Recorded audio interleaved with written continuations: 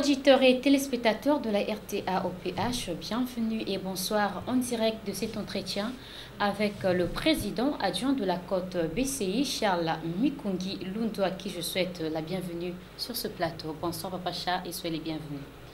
À travers vous, je remercie donc le service de la rédaction, je vous remercie Madame la journaliste et je salue les auditeurs et les téléspectateurs qui nous suivent, qui suivent le déroulement de cet entretien spécial. Merci beaucoup.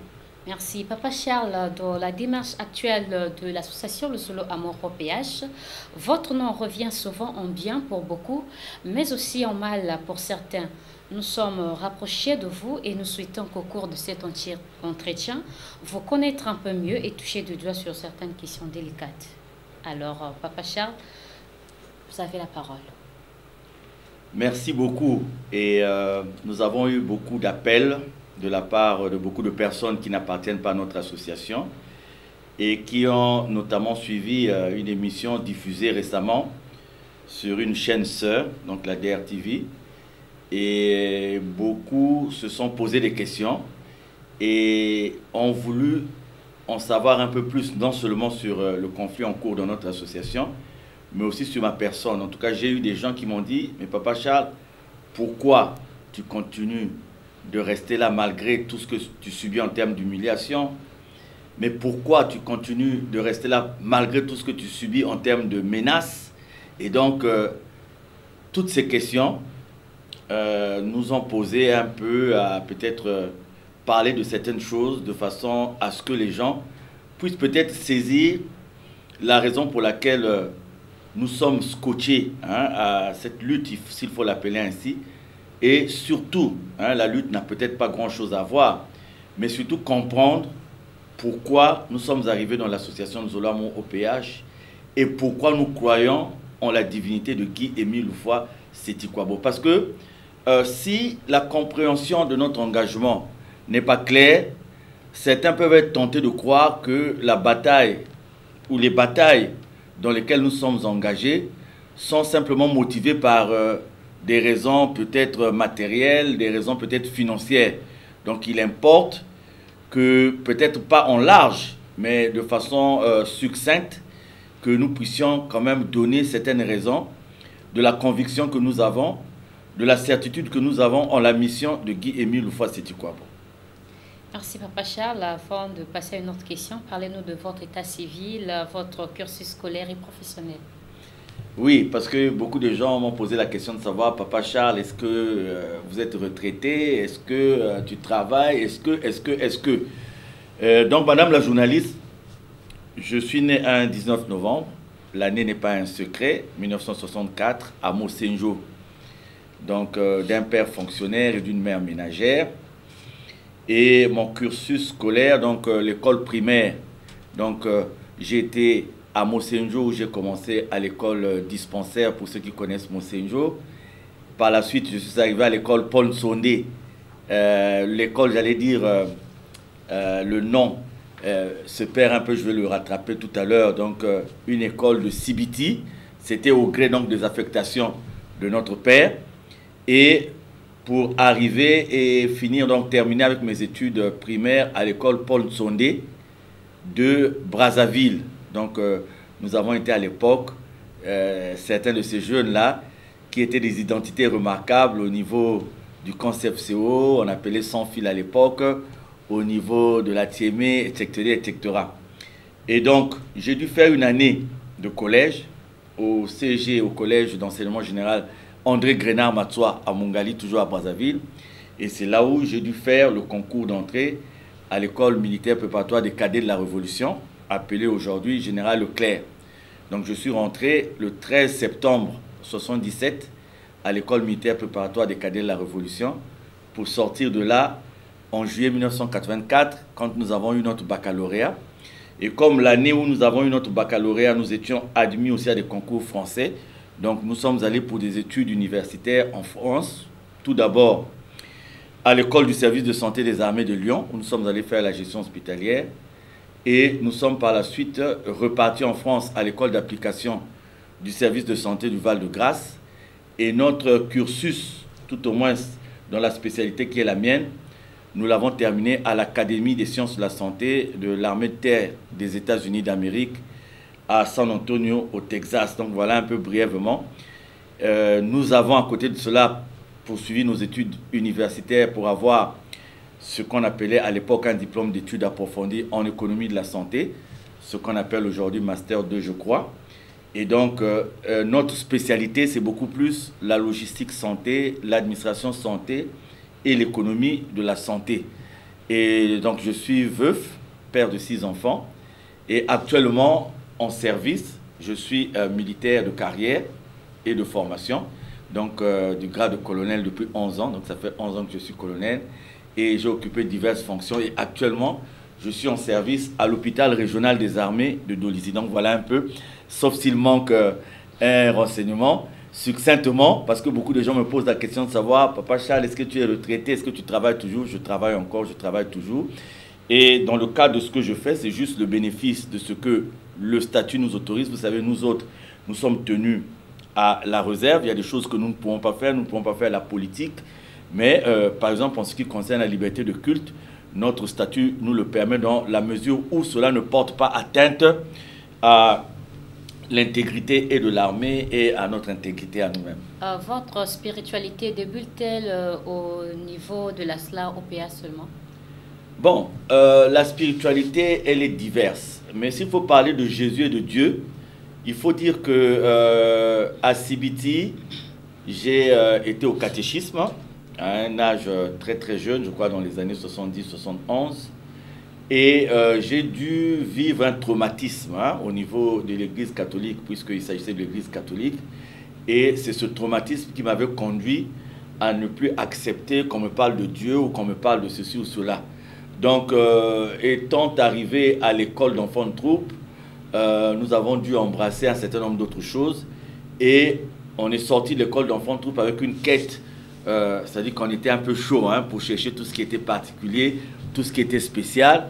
Et quand je suis allé en France, j'ai tourné ma bosse un peu dans beaucoup de choses qui n'avaient rien à voir avec Dieu, parce que justement je me disais que avec le traumatisme que j'avais subi, il n'y avait plus aucun intérêt pour moi de chercher toute matière, adhérer à toute matière qui allait vers Dieu ou qui allait vers Jésus. Donc à vrai dire, c'est en 1988, quand j'arrive à connaître l'association Zolamon OPH, que je renoue avec le nom de Dieu, que je renoue avec le nom de Jésus. Alors, comment êtes-vous arrivé à connaître Guy-Émile Ofoa-Seti-Kouapo? Voilà, donc nous faisons partie de cette génération, peut-être en termes de transition, qui est arrivée en France. Et à l'époque, il n'y avait aucune difficulté, madame la journaliste, quand vous arrivez en France, il y avait toutes les possibilités.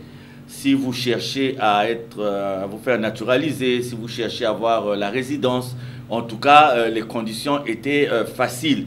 Et même sur un point de vue de l'emploi, parce que moi j'ai travaillé en France, il y avait toutes ces facilités. Donc il faut dire que quand nous sommes arrivés en France, nous autres, nous avions un peu l'idée de ne pas revenir au pays. Et la preuve en est que quand vous voyez un peu dans ma génération à moi, tout au moins dans ma promotion, vous allez trouver beaucoup de gens qui sont restés en France. Et ceux qui sont rentrés au Congo sont rentrés avec la double nationalité. Vous avez par exemple, en ce qui me concerne, j'ai 2 cadets qui sont en France, qui ont la nationalité française, que j'ai eu à recevoir en France. Mais moi par contre, je n'ai pas la double nationalité, je n'ai pas la nationalité française, comme je n'avais jamais cherché à avoir la résidence. Pourtant, j'étais resté en France et c'était une période où toutes les possibilités m'étaient offertes, soit pour la naturalisation, soit pour la citoyenneté, soit pour la résidence. Donc, à 2 reprises, nous sommes allés en France pour les études, sans compter le nombre de fois nous sommes allés simplement en visite, en tourisme, en villégiature.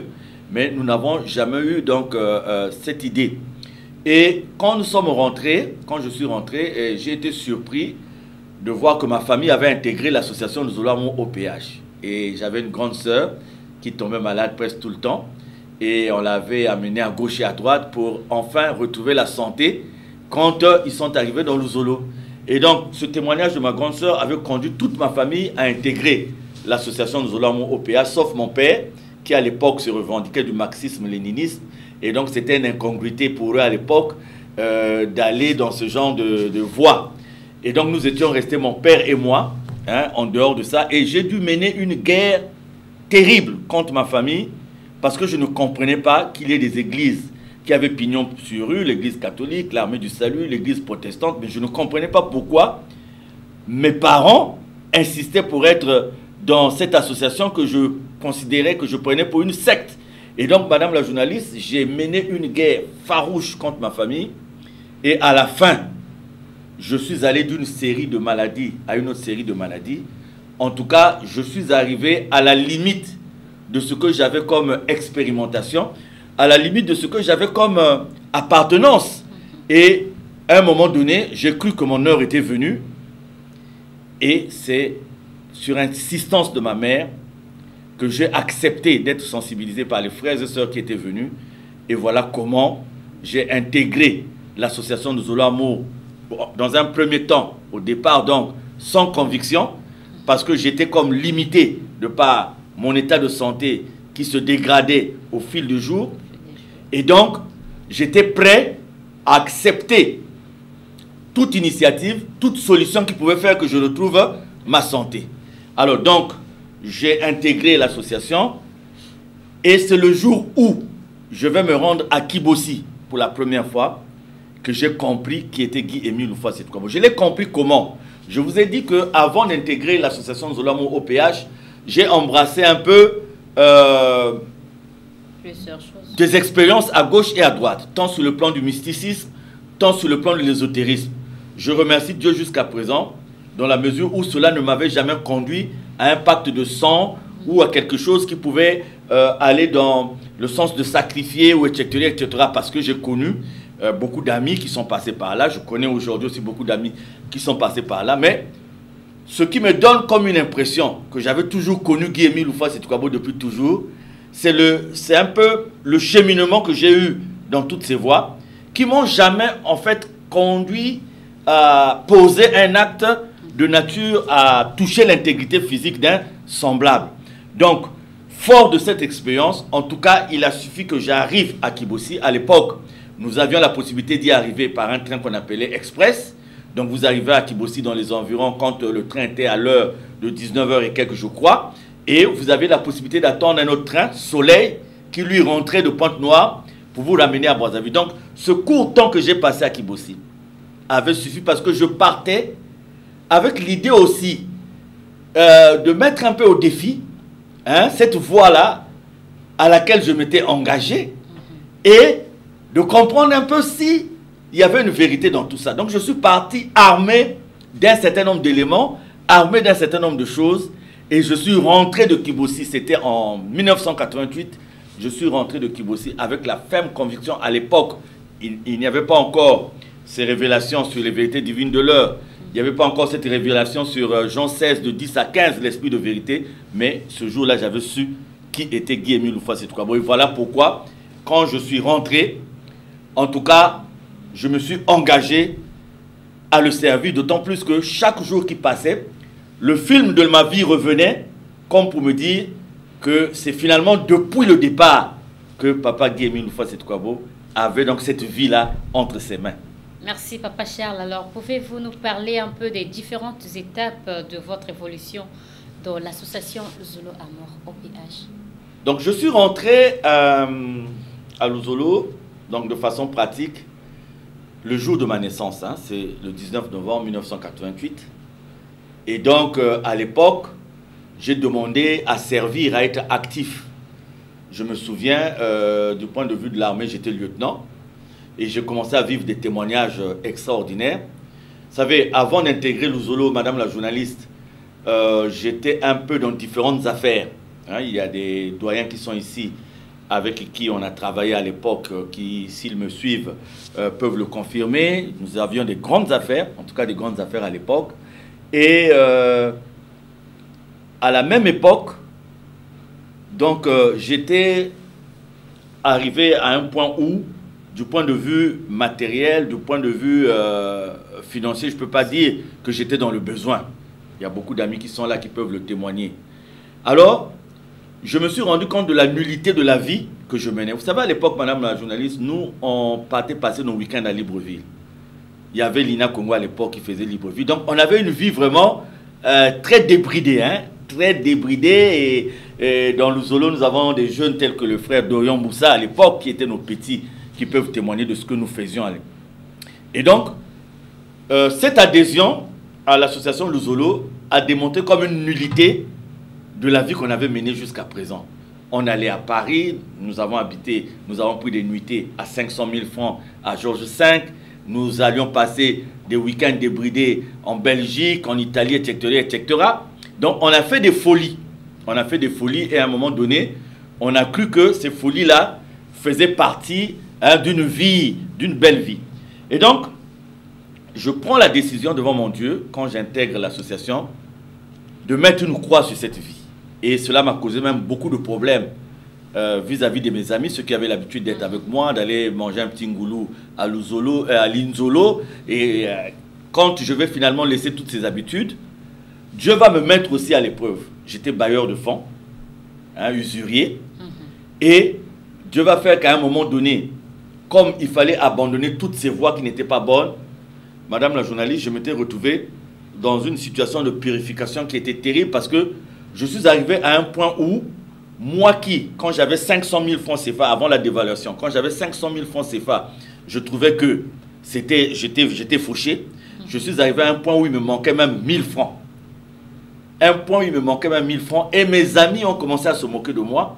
Tous les gens pour lesquels je payais les billets, je payais les restaurants, se sont dressés pour dire que j'étais devenu fou parce que j'appartenais maintenant à une église qui m'avait rendu presque clochard. Et ça a été un moment difficile dans la mesure où je venais me mettre en union, de me mettre en union aussi avec une sœur, elle aussi qui n'était pas dans Luzolo et qui a intégré Luzolo par, je dirais peut-être parce que j'y étais, mais c'était la main de Dieu. Donc, pour être bien dans la peau que je m'étais choisi à l'époque, je commençais par être dans la commission musique, j'avais le grade de lieutenant, donc nous transportions les amplis, les baffes. À l'époque, la plupart des dombages se passaient la nuit. J'avais une moto Yamaha, et donc je me suis engagé dans la commission musique. Et après, dombeur du cercle, c'est-à-dire que âme de l'ordre, et quand le grand maître demande les sketchs que soient mis en sketch, parce que la sensibilisation imagée, il va accorder à la sensibilisation imagée une place importante. Je vais être celui qui va jouer le rôle de Jésus, pendant que le défunt Bindikou jouait ce rôle ici à Pointe-Noire. Je vais le jouer à Brazzaville dans la commission sketch, ce qui va me conduire à la commission biblique. La commission biblique aujourd'hui qui est comme la commission prédication. Et je vais évoluer dans une sous-section à Brazzaville, la 6, qui était à Mukondo, qui était une sous-section vraiment très dynamique. Et donc, je vais intégrer le bureau de cette sous-section comme chargé à l'éducation. Et quand je suis affecté à Pointe-Noire, eh bien, j'arrive à Pointe-Noire et c'est là où je commence à voir paraître au secrétariat de l'ancien bureau coordonnateur. Et quand le nouveau bureau coordonnateur arrive, je suis le chargé à l'organisation, le numéro 2. Et en 2006, voilà jusqu'à présent. Donc, voilà un peu les différentes étapes. J'ai été aussi président adjoint d'une sous-section, la sous-section OREM 3, la 12. Donc, j'ai été président adjoint de cette sous-section. Après, donc, le défunt président Étienne Kinga. Après, le président Jean-Christophe Tunona Makosso.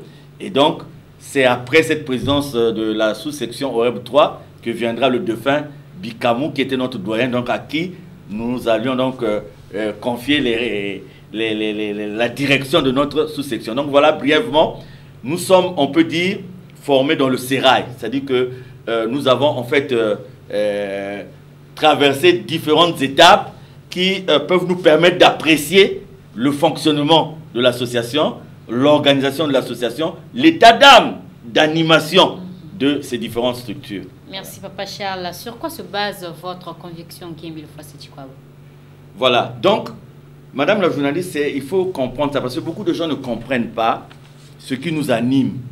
Voyez-vous, ils se disent, mais pourtant, surtout ceux qui me connaissent sous un autre angle, ceux qui me connaissent sous un autre plan, ils peuvent être tentés de dire, mais pourtant on le connaît là. Aujourd'hui, par exemple, je suis président du bureau exécutif d'une association qui a pignon sur rue, Espace Solidarité Santé.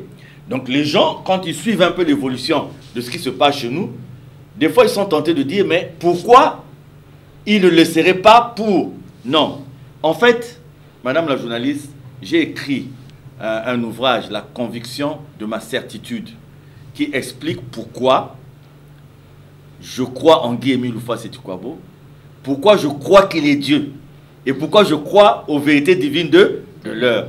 Et dans cet ouvrage, je dis simplement que fort de mes expériences passées, et quand j'ai commencé à écouter les messages de Papa Émile, vous savez, aujourd'hui, un homme de Dieu, si vous avez l'oreille de Dieu, quand cet homme de Dieu s'adresse à son peuple, vous pouvez détecter si son enseignement porte sur un intérêt personnel, si son enseignement porte sur une vocation ratée, ou si son enseignement porte sur un amour qu'il veut communiquer à d'autres personnes. Moi, la première chose qui me touche, ce sont les messages de Guy-Émile Loufa-Seti-Kwabo. Vous voyez qu'il prend beaucoup de temps pour vous instruire sur ce qui n'est pas utile normalement pour d'autres dirigeants d'église qui iront plutôt dans les sensibilisations du genre à favoriser les collectes, du genre à favoriser un certain nombre d'ambitions démesurées. Mais vous voyez, Guy-Émile, c'est dans son enseignement, quand vous suivez le style de ses enseignements, la portée de ses enseignements, la dimension de ses enseignements, à un moment donné, sans même qu'ils le disent, vous comprenez facilement que bien que homme de la terre, il n'est pas homme de la terre. Deuxièmement, j'ai étudié aussi la plupart des chansons qui sont inspirées et qui parlent de Guy-Émile Loufa-Seti-Kwabo. Je commence par les chansons à lui-même, parce que Papa Émile compose beaucoup de chansons. Et quand j'écoute par exemple la chanson du fondateur, Ni Kiari Kiaking, cette chanson, quand vous allez du premier couplet au dernier couplet, c'est une démonstration déjà de la divinité de Guy-Émile Loufa-Seti-Kwabo. Troisièmement, je suis parti dans les similitudes, parce que je me suis dit quand même, bon, je vais essayer de m'amuser, de prendre cette affaire-là sous un angle intellectuel. Donc, je prends la Bible. Je me dis, si quelqu'un se reconnaît de Jésus, ou de la continuité de Jésus, dans le style de vie, dans le genre de vie, dans la façon de faire, on doit retrouver les mêmes choses. Et c'est ce que j'ai retrouvé en Guy-Émile Loufa-Seti-Kwabo. Et après, vous arrivez aux manifestations. Vous arrivez aux miracles. Vous voyez que les hommes de la terre peuvent accomplir aussi des miracles, peuvent accomplir des manifestations. Mais ça, c'est du genre, par exemple, des magiciens, des fétichistes. Mais il y a une limite que l'homme de la terre ne peut pas traverser sur le plan de l'omniprésence, de l'omniscience et de l'omnipotence. Quand vous avez les trois en une seule personne, en tout cas, vous avez la conviction que cette personne, bien que homme de la terre, n'est pas homme de la terre. Donc, c'est à la fois une somme des expériences personnelles, ajoutée à l'enseignement de Guy-Émile Loufa-Seti-Kwabo, qui font qu'aujourd'hui, j'ai cette conviction. Et cette conviction, c'est celle qui nous retient dans le combat dans lequel nous sommes engagés. Merci, Papa Charles. Nous allons faire tour du côté de la régie pour souffler un tout petit peu.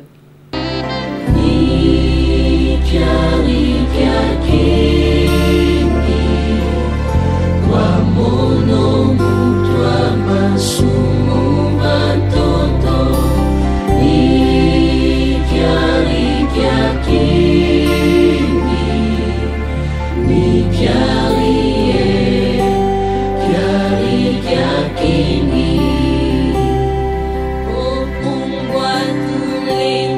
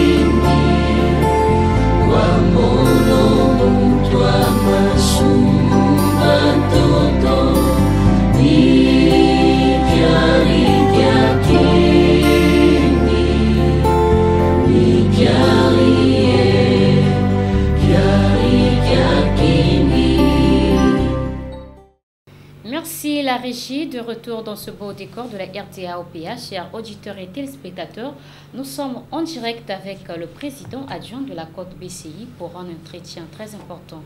Alors revenons à vous, Papa Charles, si vous étiez donné de parler brièvement de votre bilan par rapport aux recommandations du président fondateur de l'association Le Zolo Amour OPH, Guy-Émile Foissi-Chikwabo, que direz-vous? Bon, j'ai compris dans la volonté de Papa Guy-Émile Foissi-Chikwabo qu'il y avait deux volets. Il y avait un volet bienfaisance, le but de l'association. Il a lui-même consigné ce qu'il fallait faire.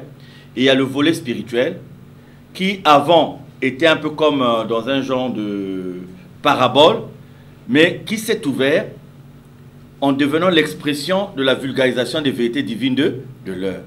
Donc, en fait, quand il dit « il est incompris », c'est même là les titres de l'une de ses chansons, c'est que lui-même, il le dit d'ailleurs, que sa vision, entre guillemets son rêve, ne sont pas intériorisés par les gens qui sont censés l'accompagner dans sa mission, qui sont censés développer sa mission. Effectivement, c'est un gâchis quand vous faites le point de toutes les années, depuis que sur un plan administratif, juridique, que notre association existe.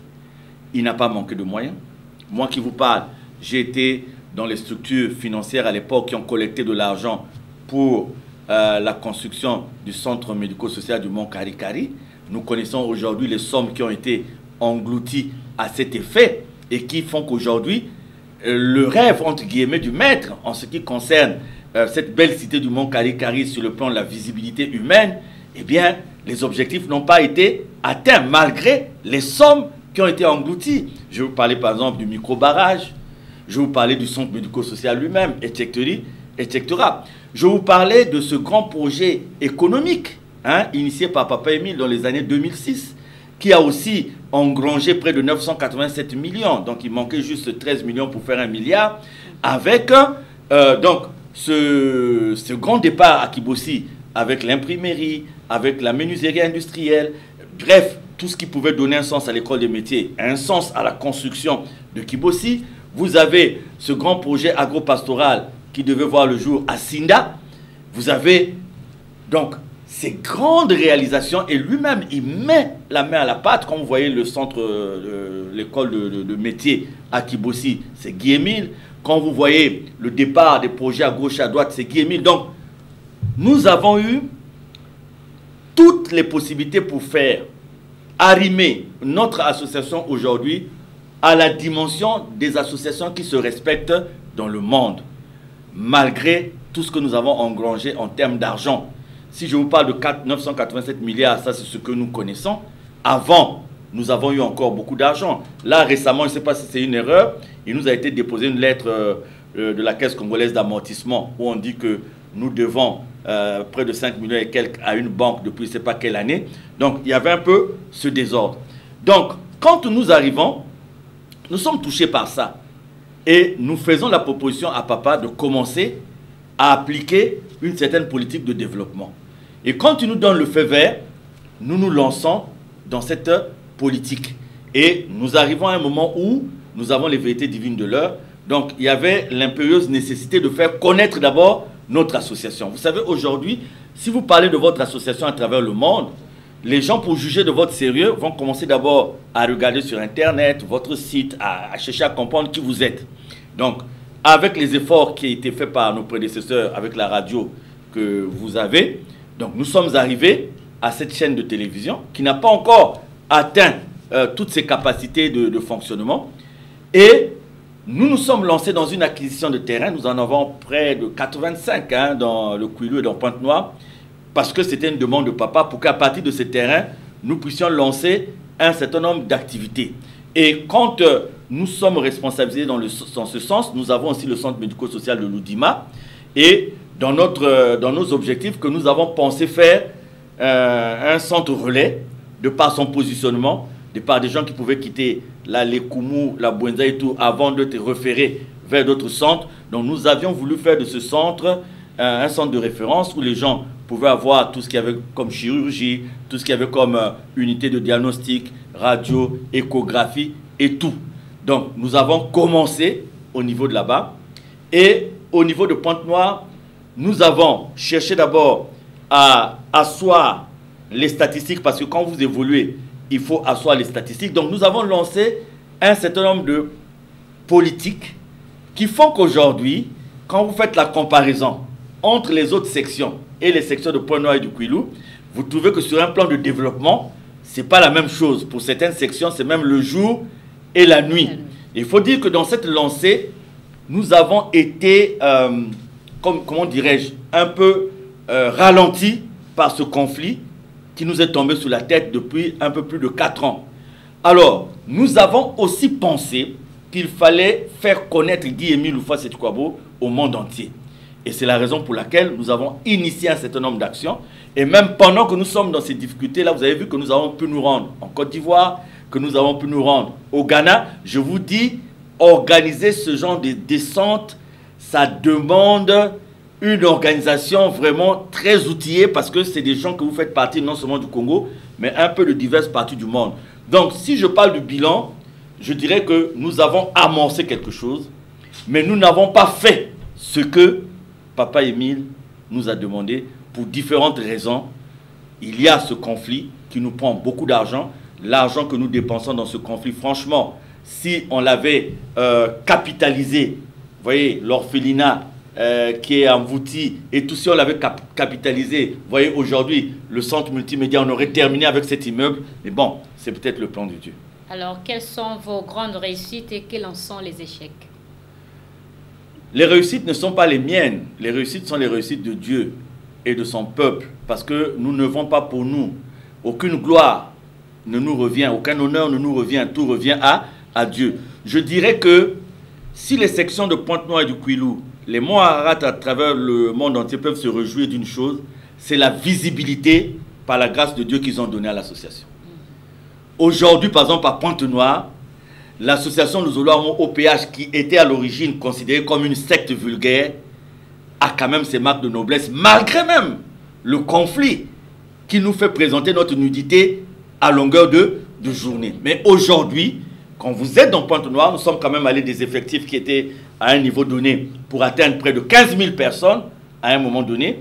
Et aujourd'hui, la fierté est que il ne peut pas se passer un jour sans que vous rencontrez un frère, une sœur en marinière de papa dans la ville de Pointe-Noire. Donc, s'il y a une fierté, c'est d'avoir contribué par la grâce de Dieu à la visibilité de notre association, à la visibilité du nom de son président fondateur, Guy-Émile Houphouët-Séthioukwabo. Vous savez, madame la journaliste, j'ai eu des larmes aux yeux, j'allais dire, quand nous étions en train de sillonner certaines artères de Accra, au Ghana.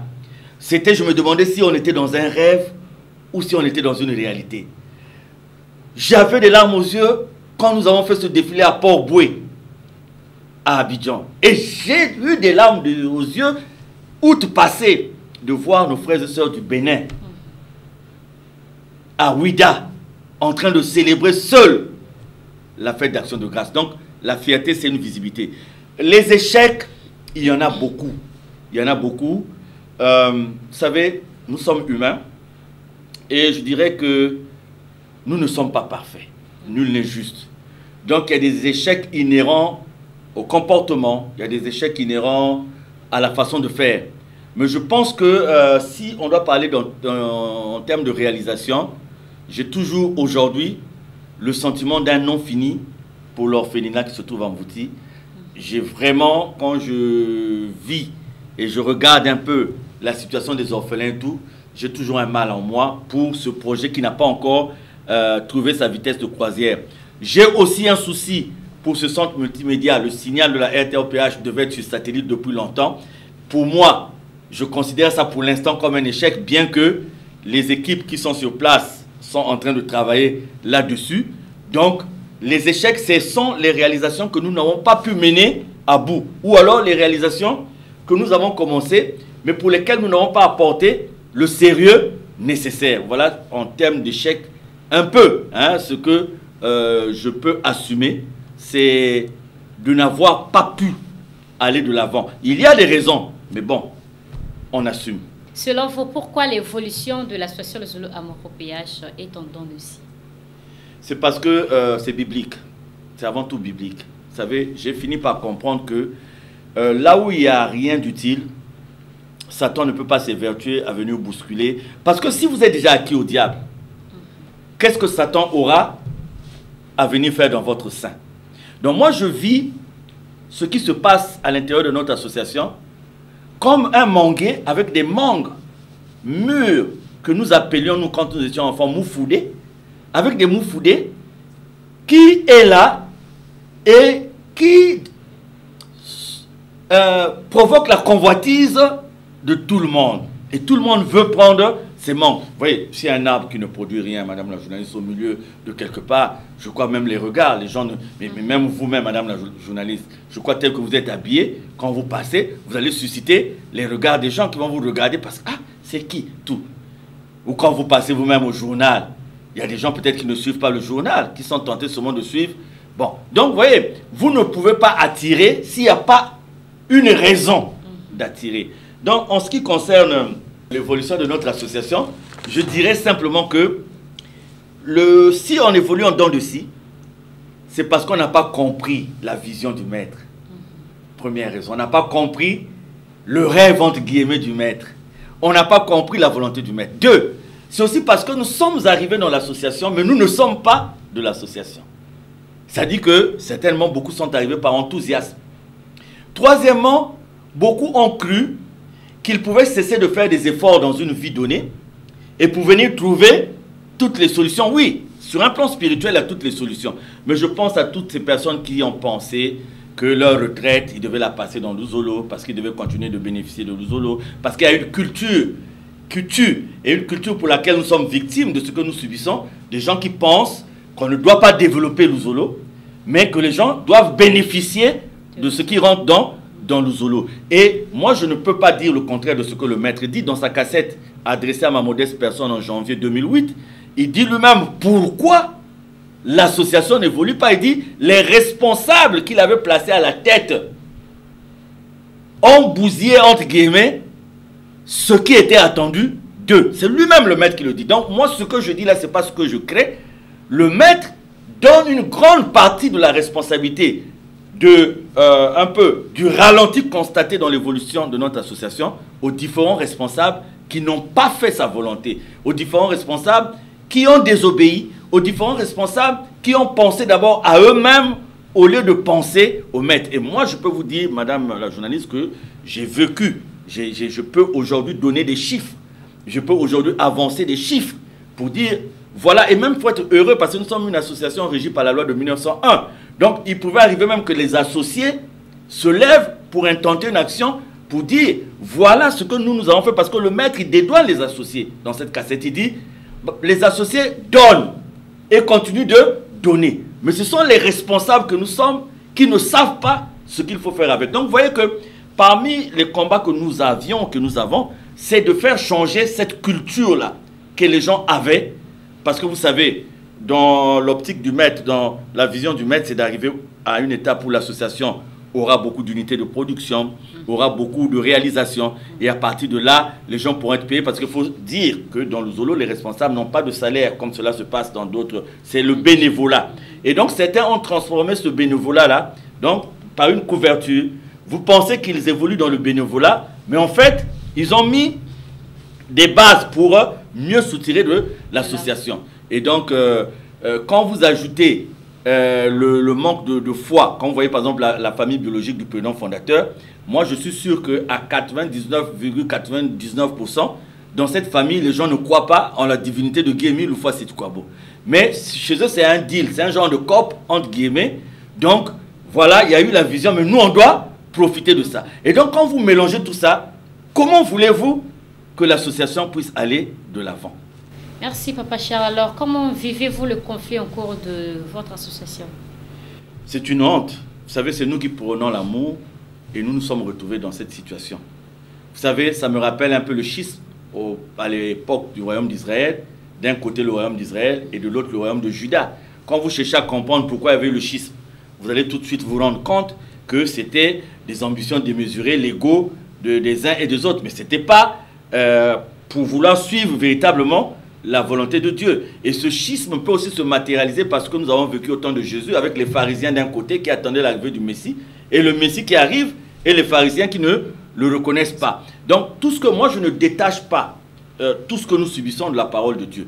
Mais pour nous c'est quand même une honte de voir que pendant que nous prônons l'amour, donc nous devons être ceux qui sont des solutions pour ceux qui sont dans la société, mais malheureusement nous sommes devenus des problèmes pour la société. Donc cela même en cause la vocation de notre association. Puisque nous qui devions œuvrer pour que l'amour pénètre dans le cœur des uns et des autres, habite dans le cœur des uns et des autres, nous sommes aujourd'hui les champions de la division, parce que si nous ne sommes pas dans un tribunal aujourd'hui, nous sommes dans une administration. Donc nous avons cessé de chercher la solution auprès de Dieu pour chercher la solution auprès des hommes. Donc s'il y a vraiment quelque chose qui me fait mal, et l'unique chose qui me fait mal, parce que le reste ne me fait pas mal, c'est le fait d'avoir présenté la nudité de notre association. Alors, bien sûr, Papa Charles, donc on pense que votre insistance est simplement du fait du pouvoir et de l'argent. Qu'en dites-vous exactement? Ah oui, les gens disent non, si nous restons là, c'est par goût du pouvoir ou pour l'argent. Bon, madame la journaliste, j'aimerais vous dire ceci. Vous savez, sur un plan professionnel,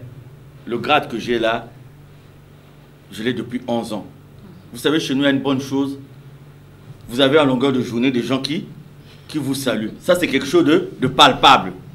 Et parlons de pouvoir, vous savez, il y a eu une période ici où j'ai fait de la musique. J'arrivais jusqu'au Gabon et tout. J'étais un artiste musicien avec le prix Chikunda à l'époque. RFI avec le Claudiciar et tout. Et jusqu'aujourd'hui, la génération qui a connu les Sam de Yao, Sam Nayao, qui a connu les Kakangolangé, c'est une génération qui continue à me demander, Papa Charles, pourquoi tu ne produis pas? Si c'est pour un problème de succès, je dirais qu'à cette époque, j'ai eu du succès. Et j'avais une évolution dans cette carrière. Mais j'ai mis fin à cette carrière momentanément. Pourquoi? C'est pour faire le travail de Dieu. Donc si c'était pour un problème de succès, je serais plutôt parti là où j'avais non seulement le succès, mais j'avais de l'argent. J'avais de l'argent. Même si le bureau des droits d'auteur ne nous donnait rien, mais j'ai accompagné des spectacles, j'ai eu des sponsors et tout, j'ai eu de l'argent. Donc, madame la journaliste, ça, on peut parler de pouvoir ou d'argent à quelqu'un qu'on ne connaît pas. Mais moi, je crois que ma première maison, je l'ai construite à 22 ans et que la plupart des biens que j'ai maintenant, je les ai avant d'occuper une fonction qui me met en face de l'argent au niveau de l'Ouzolo. Non. Et pouvoir, vous savez, depuis mars dernier, nous sommes en train de faire une transition avec une nouvelle génération. Donc nous avons une nouvelle génération qui a pris les choses en main. Donc aujourd'hui, le président adjoint que je suis, les finances et tout, ce n'est pas moi qui gère. Ce n'est pas moi qui gère. Et même s'il y a un besoin dans le fonctionnement qui a échappé à ceux qui gèrent, je demande à ceux qui gèrent, essayez de regarder telle question. Donc, sur le plan de l'organisation et du fonctionnement, nous sommes de ceux qui tenons à notre parole. Donc, nous sommes en train de faire une transition parce que nous pensons que la génération de la nôtre et celle qui vient avant nous, c'est une génération apparemment qui n'a plus rien apporté à l'association. Sinon, on ne serait pas là où nous sommes. Donc, vous voyez, aujourd'hui, par exemple, en ce qui concerne les mouvements de Mont Ararat que nous maîtrisons, nous avons le frère Ténor Tombekende qui gère sur le plan financier. C'est vrai, nous conservons le rôle d'orientation qui est dévolu au maître, donc à travers nous, de contrôle, de coordination, mais sur un plan de pouvoir, ça va aller comme ça. Je l'ai dit dernièrement que c'est quelque chose d'irréversible, c'est-à-dire que le frère Mikungi que je suis, je ne reviendrai pas demain pour dire frère Ténor, quitte, je reprends. Non, sur le plan du fonctionnement de l'organisation, je suis en train de m'écarter petit à petit. Ce qui me maintient en ce moment, c'est de terminer ce problème-là que nous avons. Une fois terminé, je serai heureux d'accompagner les jeunes, de conseiller les jeunes, pour qu'eux au moins, qui comprennent la vision. Parmi eux, il y a des jeunes aussi qui ne comprennent pas. Mais ceux qui comprennent tout au moins la vision de papa, puissent mener l'association de l'avant. Donc, quand on parle de pouvoir, moi je ne sais pas quel pouvoir je vais chercher. J'en ai un qui est bien sur le plan professionnel. J'en ai un autre. Je vous ai dit, je suis président du bureau exécutif d'une association. Là, j'ai même un salaire. Je suis payé chaque mois par cette ONG. Et donc, côté argent, je vous ai dit là que je ne gère pas. Et que de toutes les façons, le bénévolat dans lequel nous sommes, nous l'avons accepté, non pas en termes de fourberie, nous l'avons accepté non pas en termes d'hypocrisie. Madame la journaliste, si vous pensez qu'on avait beaucoup de scandales financiers, la façon dont les gens nous cherchent avec la torche, vous ne pensez pas que les gens allaient exposer ça à gauche et à droite, mis à part les calomnies, mis à part les rumeurs. Si les gens avaient, mais quand même, ceux qui me connaissent, ceux qui vivent avec moi en Goyo, qui me voient, si on leur dit que Papa Charles vit de l'argent de Luzolo, eux-mêmes, ils pourront vous répondre parce qu'ils savent comment Papa Charles se débrouille. Ceux qui sont vers Mila là-bas, où j'ai mon petit domaine, si on va leur dire Papa Charles vit de l'argent de Luzolo, ils vont vous dire que c'est quelqu'un que nous voyons aussi, qui fait ceci, qui fait cela. Donc pour ça, nous sommes fiers et je vous ai parlé d'une transition des choses et nous avons eu le courage de l'amorcer. Dans l'évolution de ces conflits, Papa Charles, encore dans la SLA-OPH, pourquoi certains estiment-ils que vous êtes le problème et non la solution? Ah oui, beaucoup disent que je suis le problème et qu'il faut effacer, il faut m'effacer, il faut peut-être me mettre en prison, je ne sais pas quoi, pour que le problème s'arrête. Je vous dis, le grand plaisir que j'ai, peu importe ce qui arrivera demain ou après-demain, le grand plaisir que j'ai, c'est que nous avons réussi à dire aux gens ce qui se passe. Nous avons réussi à démonter les plans des gens qui avaient l'ambition de faire un hold-up sur l'association de Guy-Émile Houphouët-Boigny. Il y a un prédicateur que je suivais à la télévision, le frère Bidi Mwanza, qui a dit que le voleur aujourd'hui, si on l'a attrapé, on l'a vu en flagrant délit, il a volé. Et dans sa conscience, il sait qu'il a volé.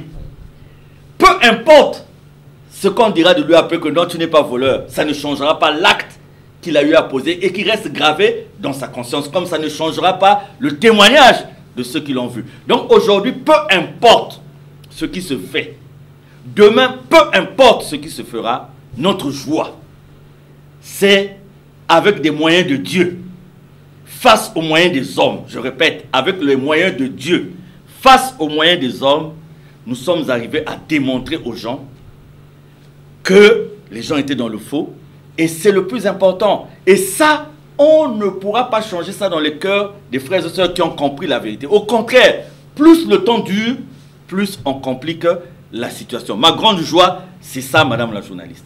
Merci, Papa Charles. Avant de clore, parlons de votre vie privée. Où en êtes-vous exactement? Dans quel domaine? Vous pouvez me donner quelques précisions? Vous savez que ça fait un peu plus de 4 ans que je suis veuve. Je suis resté marié pendant près de 27 ans. Hein, pendant près de 27 ans. Et contrairement à ce que les gens disaient, voilà, et ceci, cela, Dieu est là, Dieu est témoin. Pendant 27 ans, j'ai vécu une vie de fidélité ferme avec celle qui nous a quittés. Alors, j'avais pris, donc, après cet événement, j'avais pris un engagement, c'était de ne plus jamais me remarier. De ne plus jamais me remarier. Je l'ai dit publiquement et je dis aux uns et aux autres. Donc, c'est un engagement qui tenait pas seulement de l'être en tant que tel, parce que le processus dans lequel nous sommes, la femme est une occasion de chute sur tous les plans. Si votre choix n'est pas basé sur l'inspiration de Dieu lui-même. Et je n'avais pas voulu être comme Adam qui dit « la femme que tu m'as donnée ». Et donc, cette décision, humainement, madame la journaliste, humainement, elle est difficile à assumer. C'est une décision humainement difficile à assumer. Vous savez, quand vous êtes harcelé de toutes parts, vous avez Dieu comme refuge. Et quand vous arrivez chez vous, il y a quand même aussi la nécessité d'un petit... Je ne vous apprends rien, madame la journaliste. Donc, humainement, c'est une décision qui est difficile à assumer. Et c'est une question que j'ai eu à remettre entre les mains de Dieu. C'est une question que j'ai eu à remettre entre les mains de Dieu, entre ma déclaration et entre le constat que je me fais moi-même. J'ai tout remis entre les mains de Dieu. Et je suis certainement dans ce chantier-là de conversation avec Dieu. Et je reviendrai vers vous prochainement pour vous donner les résultats. Mais ce que je peux vous dire, pour répondre à votre question, que je travaille sur un chantier pour être à la fois agréable à Dieu, pour être à la fois agréable à ceux qui aiment Dieu. Donc, c'est la raison pour laquelle vous suivez à gauche et à droite beaucoup de choses qui se disent sur ma personne. Mais je suis un homme impatient dans certains domaines, mais je suis un homme très patient dans d'autres domaines et le moment venu, nous en reparlerons. Ok, merci Papa Charles. Et votre mot de la fin à l'endroit de ceux qui nous suivent en direct ce soir? Bon, j'espère que tous ceux qui nous ont posé des questions par texto, par mail, ont compris nos réponses. Je pense aussi que ceux qui lisent ce qui s'écrit à gauche et à droite ont aussi compris un certain nombre de choses. Mais toujours est-il que je dirais ceci. Comme l'a dit, et comme le dit Guy-Émile Houphouët-Toutouabo dans Les méchants n'ont jamais de paix véritable, que la gloire de l'homme de bien est le témoignage de sa conscience. J'invite les uns et les autres à écouter leur conscience. L'effort que nous faisons nous autres, c'est de rentrer dans l'histoire par la grande porte. Que demain après demain, quand on parlera de vous, quand on parlera de nous, qu'on retienne que nous avons fait quelque chose de bien et que l'histoire retienne de nous que nous nous sommes battus quelque part pour défendre la vérité de Dieu.